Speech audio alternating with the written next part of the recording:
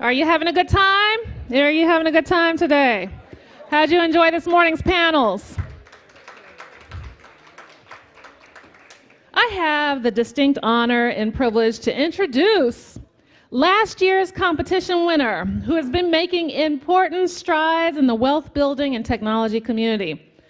Miss Angel Rich, CEO and founder of the Wealth Factory. Raised in Kingman Park, D.C., in a life insurance sales family, Angel grew up listening to financial pleas from every walk of life, igniting her passion for financial literacy.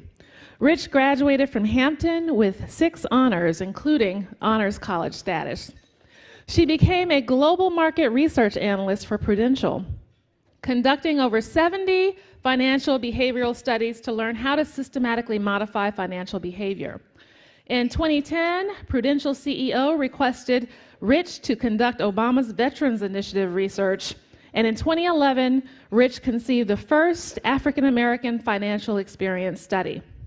National media recognized it as a groundbreaking study, identifying it as the first financial services study aimed at understanding the financial perspectives of Blacks, and it now serves as a benchmark across the industry.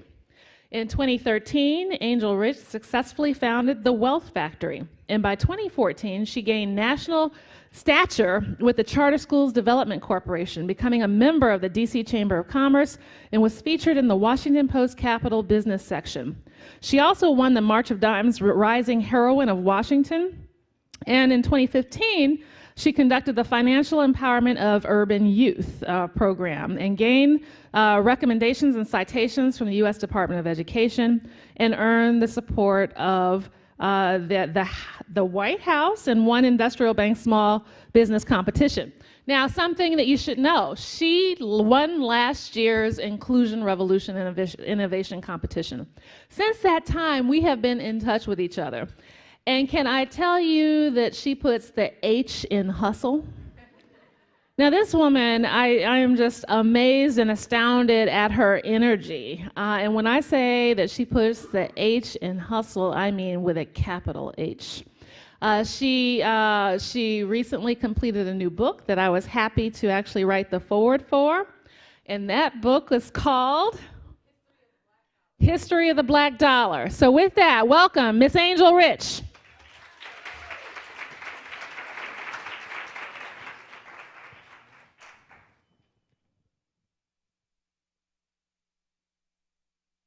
Thank you, Dr. Maya. I am so incredibly humbled to be here today. I have to quickly tell you all about Dr. Maya. When I asked her to write the foreword for my book, I had been actually hesitant for weeks. I kept restarting the email, and I was like, man, I really would like her to write this foreword. And I asked her to write it, and do you all know she sent it back in 2 hours? As if she had been thinking about it her whole life. And it was so good, I almost was like, can I even publish this book? Like, oh my gosh, I don't know if I can live up to the foreword. And so, for real, I really paused for a moment. And so, just thank you so much. I really appreciate it. So, today, I'm going to take you on an expedited journey through the history of the Black dollar. Essentially, I wanted to write this book because of a lot of the questions that the gentleman raised earlier. How do we bring together the baby boomer generation and the millennial generation? I felt as though that the older generation didn't quite understand the newer generation, and the newer generation seemed to not have a clue about our actual history. I guess I don't need a double mic. About our actual history. And so the way I was able to comprise the book, it takes you from slavery all the way till 2017 and explains the economic history of Black America. In between each chapter, we focus on a civil rights leader or women's right leader of some kind, and then we also have some type of rising Black tech entrepreneur, as well as Aaron Horn McKinney alluded to earlier. So, there is no mystery that the slave trade was an economic institution. Starting in 1619, slavery served as the nucleus for racial and economic injustice. By the mere nature of slavery, Blacks were prevented from earning wages, and whites were able to capitalize off of this. A lot of the main staples included tobacco, hemp, cotton, all types of things that we were forced to do, wheat. But by 1850, cotton was king. Slaves usually only received about 1 or 2 pieces of clothing each year. I'm reminded of Booker T. Washington in Up From Slavery when he talked about having to put on the burlap sack, and his brother would even wear it for him first because it would itch him so bad and he would have pains all over his body from having to wear this burlap sack. They were usually also just fed grits. If you received a piece of meat with that grits, you were living life, okay?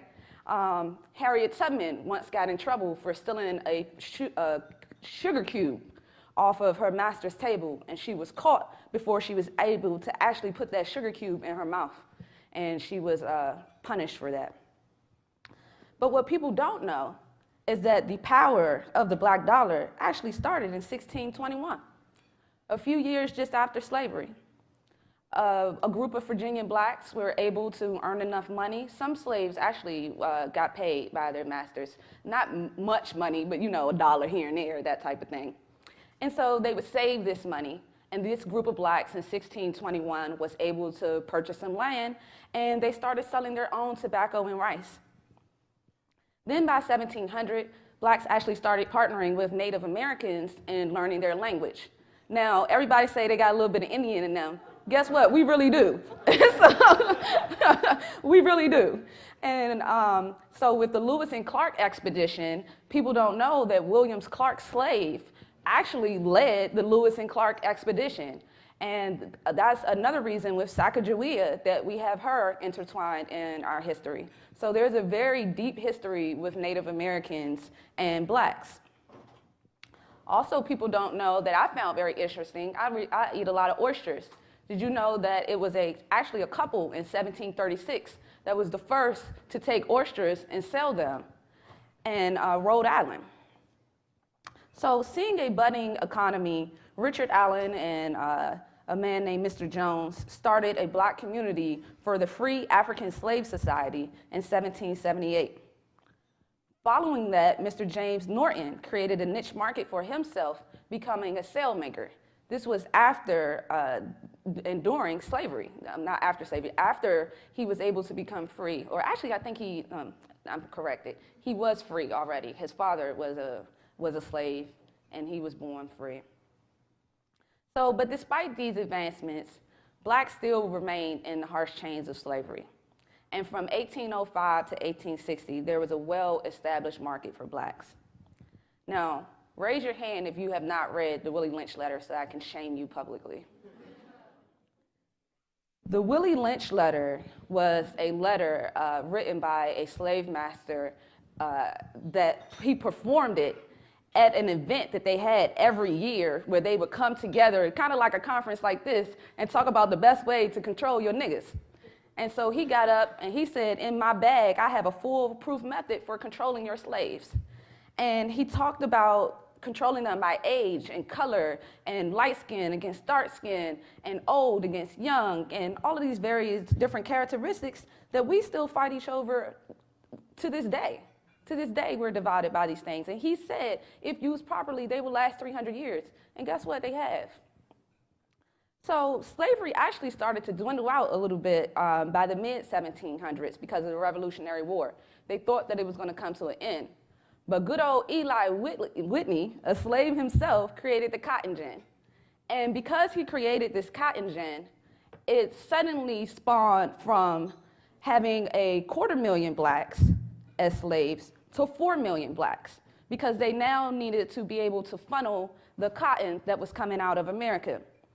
America became the most capitalistic society in the world because of slaves and the cotton. We had the cheapest and best cotton in the world, and we were developing it for free. Moving forward, we take ourselves to this very place of the nation's capital in 1791, where DC was officially formed because of 2 lands merging together for Maryland and Virginia.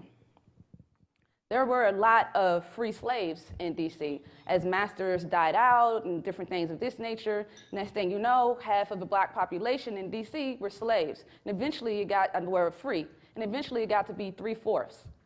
So, of course, they had to do something about this. so they integrated the black codes. The black code said different things like you can't be out past 10 p.m. or you're going to be fined, the $5, the equivalent of now $75. Then they kicked it up a notch. If you can't pay the fine, we're going to whip you. Then they took it an even step further. If you can't pay the fine, we're going to put you in jail.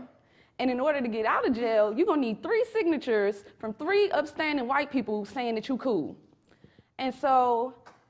And then you needed to have some type of job in order to prove that you are contributing to the society and that you are gainfully employed. So it was a complete cycle that kept people within the prison system and then had them working sanitation for them. And that led to the invention of convict leasing. So during the Civil War, and this is what made me write this book, Harriet Tubman was the leader of the Black Union troops. Slaves first started making money in 1861, and they were making 63 cents on the dollar. When Harriet Tubman and the other troops found out about this, they were livid, and they refused to accept their wages.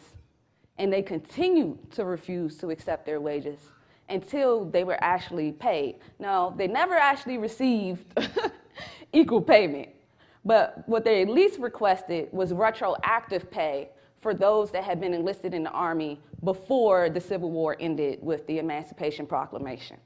Harriet Tubman, however, felt as though that still wasn't good enough. And people don't know that Harriet Tubman refused to accept wages until her 90s. Harriet Tubman was broke when she was an older woman and ailing. The reason we even have a book on Harriet Tubman is because she didn't have any money, and her next door neighbor wrote a book on her in order to provide some money to her family. So I think that that is very important to note, because do you all know what blacks make on the dollar right now in 2017? 67 cents on the dollar. So you trying to tell me in 150 years we've only moved 4 cents? But the difference is that group of people refuse to accept their wages. We take it and smile and ask for the next check. And therein lies the problem. Therein lies the problem. Moving forward, we enter Sharecroppers Economics. Now, sharecropping was just another form of slavery. I don't know how many of you saw the screening last night that Dr. Maya did. It was beautiful. And sharecropping was basically a way for blacks to still have some type of employment, using the skills that they were accustomed to, but be able to do it in a family system. So the whites were actually comfortable with this because they felt as though they had created some type of incentivized scheme for people to work in groups. So they liked the fact that people were still grouped up together and they could kind of control them in that masses. At the same time, while blacks had more autonomy, at the end of the day, they still kind of wasn't making any money because they would have to work off of credit. They would get charged exorbitant fees for this credit. They would take their crops whenever they wanted to and use them however they wanted to. And if they did not yield the crops that they were supposed to, they would actually be fined and have to pay the master or whoever they were working with for that. So as blacks started to make money through sharecropping, they found it important to create the Freedman's Bank.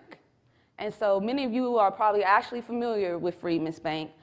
President Lincoln started the Freedmen's, well, he didn't quite start it, but he signed it into legislation. And it became the end of his demise because 5 weeks later, they assassinated him. Anytime blacks try to get up in economics, something happens. And I'll speak to that in a little bit with Dr. Martin Luther King. Once Freedman Bank pretty much essentially went bankrupt, there was a lot of fraud involved with it. They called in Frederick Douglass. That's the reason we have the Frederick Douglass House over in DC. He himself put 10,000 of his personal savings into it, and it still went bankrupt. And they basically just shut it down. They owed blacks $3 million at the time, which would be the equivalent of $100 million today. And that money has never been given back to blacks. Talk about reparations, how about the money we had, okay? So being extremely upset, blacks started to move across the country with the Great Migration. I'm proud to say that my great-grandparents were actually a part of this. Yesterday, they talked about some of the first blacks moving to Levittown in 1957. Fortunately, my great-grandfather, John D. Sister, passed for white, worked for the government, and he bought a home in 1947 in Kingman Park. Kingman Park is the first neighborhood in America that black affluents were allowed to move into. It's situated right on the water at Anacostia Park. I'm working on getting it into the museum now. And basically, they built this neighborhood, but whites didn't want to move into it, so they crafted an advertisement that said, only the finest of blacks can live here. And so you literally have one of the first black millionaires that lived in that neighborhood. Black Wall Street. Black Wall Street actually started in Richmond. A lot of the banks were started in Richmond, the black banks. It led to the consolidation of a lot of them, and they called it Consolidated Bank. It was later on sold to Premier Bank. Moving forward, there was one that started in Tulsa, Oklahoma. That is the famous kind of Black Wall Street where the Black Wall Street riot happened. Being upset of the amount of wealth that these blacks were making, 40 blocks worth, they caused a riot because they insinuated that a black man had raped a white woman when, in fact, even when they asked the white woman, had she been raped, she said no, but they still rioted anyway because they wanted to destroy Black Wall Street. Ever since Black Wall Street, blacks have yet to gain that amount of economic independence that we once had. That dollar circulated within their community 36 to 100 times. It only lasts 6 hours now. 6 hours is how long the dollar stays in the black community. And that's insane. That really has to change. And so while I could go on and on about this forever, obviously, because I wrote a book about it, I would like to encourage you all to go to Amazon.com and purchase History of the Black Dollar so that you can have this knowledge for yourself and share it with your family and your community, because it's important for us to know our history and where we came from. This conversation of the future of wealth has been happening since the 1600s. So why are we still in the same position and have only moved 4 cents? So I would just like you all to join me in reducing poverty and increasing wealth distribution. And while you're doing it, download my app, Credit Stacker. It's on Google Play and iOS. Thank you.